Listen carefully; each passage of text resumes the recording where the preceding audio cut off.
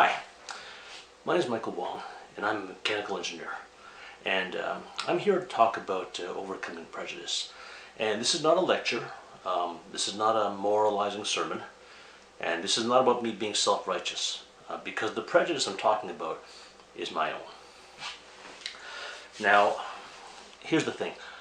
I am a recovering homophobe. And I don't have a script for this, so I'm winging it a little bit. But there are a few reasons why I was a homophobe. Now, I grew up in the 1970s. Back in the 70s, homophobia was pretty much normal. And it was normal to bully, harass, taunt, even be violent toward kids who were, shall we say, effeminate. And we had a lot of nasty words that I shall not repeat here. But that was more or less just the normal condition of my childhood. All through my childhood, all through my teen years, I didn't question it. Homophobia was the natural order of life where I lived. It was how most people thought. It was how I'd been raised to think. It was how my culture had raised me to think. And I never really questioned it, because who questions those things? I guess when you're a teenager, you just want to fit in. And there's a few reasons why I became a homophobe, or why I ended up being a homophobe. And one of them, I think, was just good old social conformism. I mean, why do we do anything in high school, right? You want to fit in. And the fact is that one of the ways you fit in was by making sure that all the other normal people knew that you were one of them. And you proved that you're one of them by, well, frankly, joining in the things they do. And that can include bullying homosexuals. So that's something that I did, and I'm not proud of it. Obviously, I mean, don't take this to mean that I'm proud of it. I'm not proud of it, but there it is. I grew up in the 1970s, and that's what was done. And the other reason I think that I became a homophobe is because I had a certain instinctive reaction of disgust.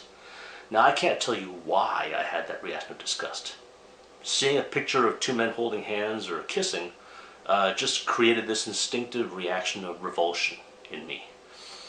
And, it's been interestingly discovered that conservatives have a stronger reaction to disgusting or gross images, even just rotting food or rats or whatever, than liberals do. And not coincidentally, perhaps, I was more conservative back then. In fact, in my university years, I was a card-carrying conservative. I voted for a guy named Mike Harris here in Ontario twice. Those who know the politics of my area will know that he was quite the conservative. But back to what I was talking about before. I believe the last reason for becoming a homophobe is, how should I put it, immature morality. We like to think that all of our notions of morality are based on logic. You reason out what's right and wrong. But if you really are honest with yourself, I think you have to admit that's not really true. You learned what was right and wrong when you were a child, long before you could really reason the way you can now. When you were a child, you were taught by your parents, by your peers, by your teachers, by your culture, what's right and wrong.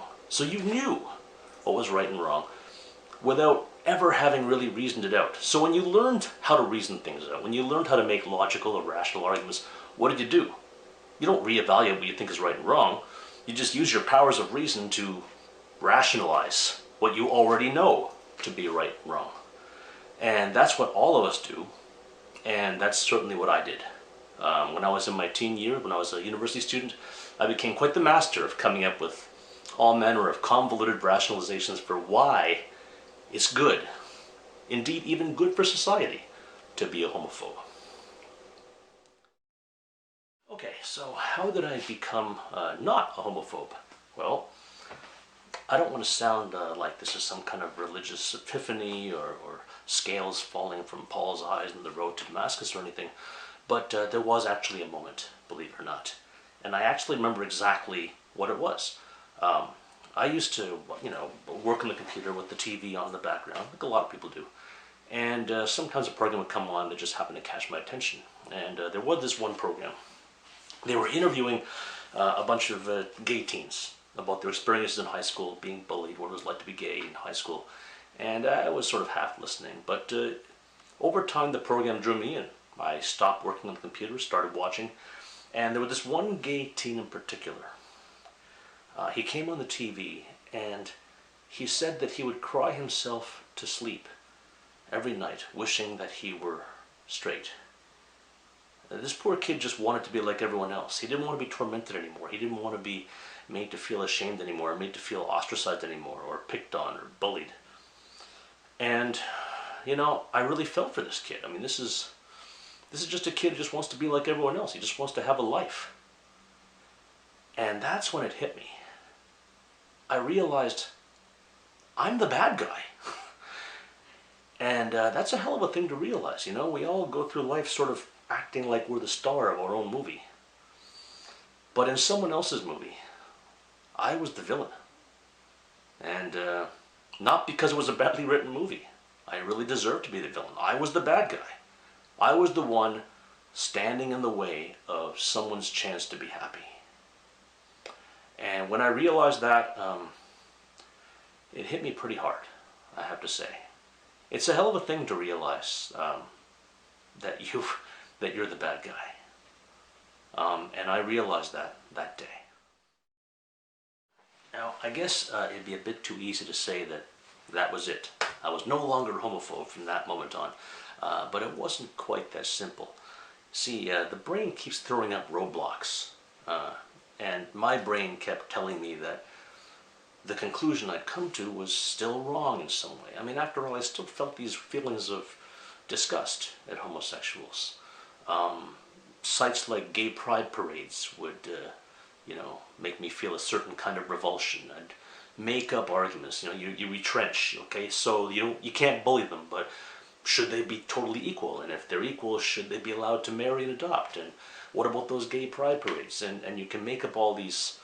Your brain can retrench and take new positions in the sand, and you keep moving. And it sounds weird for me to say my brain as opposed to me, because obviously my brain is me. That's just I guess it's a little bit of a verbal trick I'm using to describe the fact that your brain sometimes does things that you don't have any conscious control over.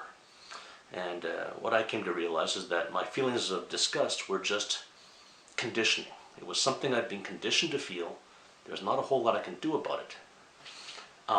And it's important to realize just how easily manipulated your brain is. Now, this, I'm sure you've seen before, is a famous optical illusion. I believe it's called the Muller-Lyer illusion. But in any case, whatever the name is, you see this, and of course you see that one of these lines looks longer than the other. Now, the thing is, it's called an optical illusion, but that's a bit of a misnomer, because it's not really an optical illusion. An optical illusion would be something to do with optics, you know, like when a pencil looks bent because it's in a glass of water. This is not an optical illusion. Optically, these two lines are exactly the same. If you looked at them in a computer or took a picture of them, of course they're exactly the same. There's no optical illusion here, even though we call it one. This is a brain illusion. Your brain is doing this to you. Your brain takes two lines that are exactly the same length and says that one of them is longer than the other. You know what's really cool, though, and what most people don't know about this? You've all seen this illusion. You all know the illusion. But here's the thing. You don't have to see it this way. You do, and you can't even help it. Try not to see one line as longer than the other. You can't do it. You just see it that way. You see it that way because your brain's been conditioned. But amazingly enough, African Bushmen were shown this exact illusion, and they don't see the two lines as different. Apparently, if you see these two lines as different, what it means is you grew up in the West. Specifically, it means you grew up indoors. Because indoors you see a lot of shapes that look like this. Good old perspective and geometry and those nice right angles that we like to have in our houses that African Bushmen wouldn't see. And you get used to this, and that's why you start thinking of those lines as being different length. You were conditioned to think that way. It's not an inherent illusion. It's not an optical illusion, really. It's a brain illusion, and it's a brain illusion caused by conditioning. And what's more, you can't turn it off. Now that you've been conditioned this way, you can't help but see one line is longer than the other. It's just the way it is. And that's what I realized about these feelings of disgust and revulsion that I had for images of gay men kissing or caressing or being naked or whatever. That was just my conditioning speaking. It's not really me. And I can learn to overcome it. And I have to be honest here. To this day, in 2015, I still feel very negative feelings when I see pictures of men kissing, or when I see some of these pictures of really clips of gay porn or whatever it is, you know, pictures of men doing things sexual, I get very disgusted by it. But I have to realize and I have to understand that these are just primitive monkey brain feelings. The same feelings that that cause an associated response, a conditioned response, right? My dog, when I open a bag of Doritos, he comes running. Not because he likes Doritos, but because the sound of the crinkling sounds just like the sound of his treat bag opening. And he's learned to associate the two. It's a mindless association, Pavlovian conditioning. He doesn't really understand that it's not actually his treat bag. He just knows that the sound of that treat bag opening, or the sound of any crinkling bag opening, means treats, so he comes running. Similarly, you can be conditioned to be a homophobe. And so it was important to learn not to trust my feelings, to think with my head and not my heart. It's kind of the opposite of what you're usually told to do. I guess if there's any moral to this story, is that you really have to think with your head and not your heart. Now, I know some of you have been paying attention so far would say, wait a minute, it was that story with that one teen that affected you on an emotional level, and that's what made you start turning away from homophobia. That's true, but it was also emotion that made me homophobe in the first place, so at best, that's a wash. It certainly isn't a point in favor of emotion as a guiding principle. And it's not that emotion is a bad thing. Of course, emotion is not necessarily a bad thing. But it is a bad thing when you use it to overrule logic. And we hear a lot of negative stuff about logic. Pop culture, our society, it does a lot to program you against logic. Well, of course, religion does that. The Bible tells you to not listen to the wisdom of the world, to trust in faith, which is obviously not a kind of logic. This is well known, but pop culture does it too. Right around now, the movie Star Wars has already made $1.2 billion and is well on track to make a lot more. And I love Star Wars, don't get me wrong, I'm a huge fan of Star Wars. But Star Wars has always been part of this. What does Obi-Wan Kenobi say to Luke Skywalker? Use your feelings, reach out with your feelings, use the Force. The Force is not logical, it's emotional. That's how it's portrayed in Star Wars. And that's not the only culprit, of course. Star Trek fans, don't think I've forgotten about you. Look at Star Trek, right? You have Spock, the Vulcans.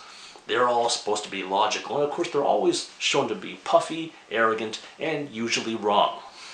Spock himself is shown to be full of himself, and in order to grow, he needs to learn to get in touch with his feelings. No one ever says that Bones needs to get in touch with logic.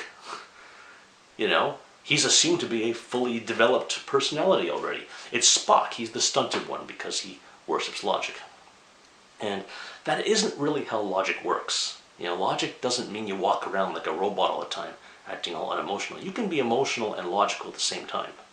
All right, 2 plus 2 equals 4. That's a logical statement.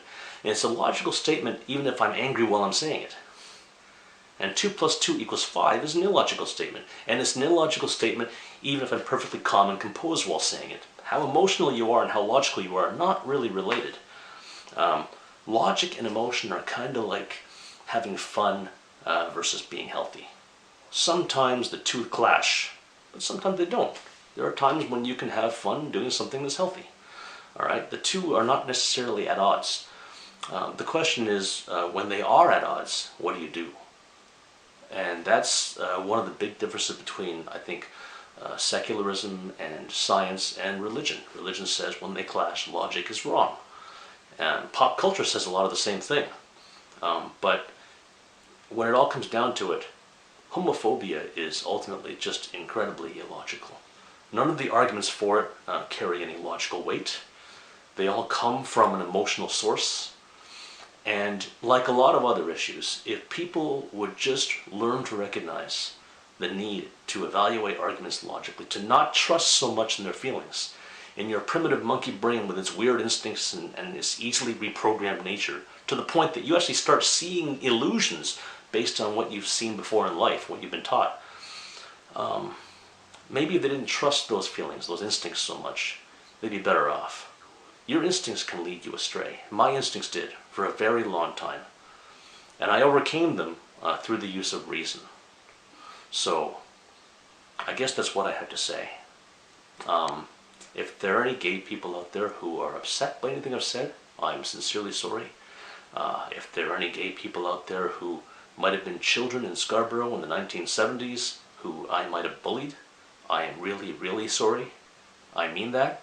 There's not a whole lot I can do about it now, but I'd like to believe that change is some way of compensating and encouraging others to change is all I can do now. So thanks, and I hope some of you found it entertaining, enlightening, interesting, or at least not terrible. So bye, folks. Okay, this has nothing to do with the video at all, but say hello to my doggy. Hey, baby.